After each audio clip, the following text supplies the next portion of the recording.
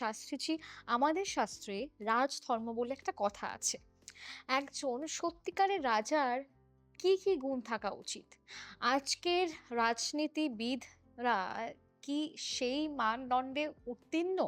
জ্যোতিষ ও শাস্ত্রে কি বলে? মহাভারতে ভীষ্ম পিতামহ যুধিষ্ঠিরকে রাজধর্মের শিক্ষা দিয়েছিলেন শরশয্যায় শুয়ে, মৃত্যুশয্যায়, কারণ তিনি জানতেন এই জ্ঞান যদি পরবর্তী রাজা না পায় তাহলে রাজ্য ধ্বংস হবে।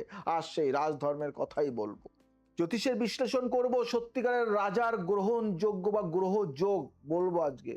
প্রথম গুণ, সূর্যের মতো নিরপেক্ষতা। সূর্য প্রতিদিন ওঠেন, ধনী গরিব উঁচু নিচু সবার ঘরে সমান আলো দেন।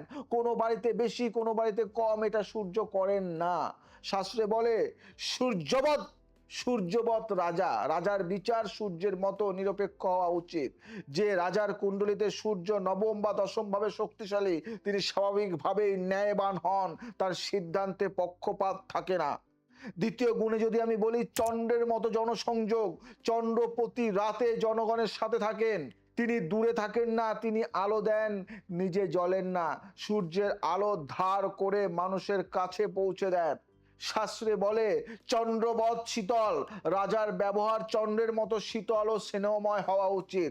যে নেতা জনগণের কাছে যান, তাদের কথা শোনেন, সেই নেতার চন্দ্র শক্তিশালী। তৃতীয় গুণ বলবো বৃহস্পতির মতো প্রজ্ঞা। বৃহস্পতি হলেন দেবগুরু, তিনি সিদ্ধান্ত নেওয়ার আগে ভাবেন, তাড়াহুড়ো করেন না, দীর্ঘমেয়াদী পরিকল্পনা করেন। শাস্ত্রে বলে মন্ত্রীবৎ প্রজ্ঞাবান, মানে রাজার পরামর্শদাতা থাকবেন এবং সেই পরামর্শ শুনবেন। যে নেতা শুধু নিজের মাথায় চলেন, কারো কথা শোনেন না, তার বৃহস্পতি দুর্বল। চতুর্থ গুণ বলবো শনির মতো ন্যায় বিচার। শনি দেরি করেন কিন্তু ভুল করেন না, তিনি ধনীকে ছাড় দেন না, গরিবকে বঞ্চিত করেন না। শাস্ত্রে বলে দণ্ডে সমদর্শী, মানে শাস্তি দেওয়ার ক্ষেত্রে রাজা সমান দৃষ্টিতে দেখবেন। পঞ্চম গুণে কথা বলবো মঙ্গলের মতো সাহস। মঙ্গল হলেন ক্ষত্রিয়ের গ্রহ, তিনি সত্যের জন্য লড়াই করেন, ভয় পান না। শাস্ত্রে বলে সুর বিক্রান্ত, কি বলে? সুর বিক্রান্ত, মানে রাজা সাহসী হবেন, অন্যায়ের সামনে মাথা নোয়াবেন না।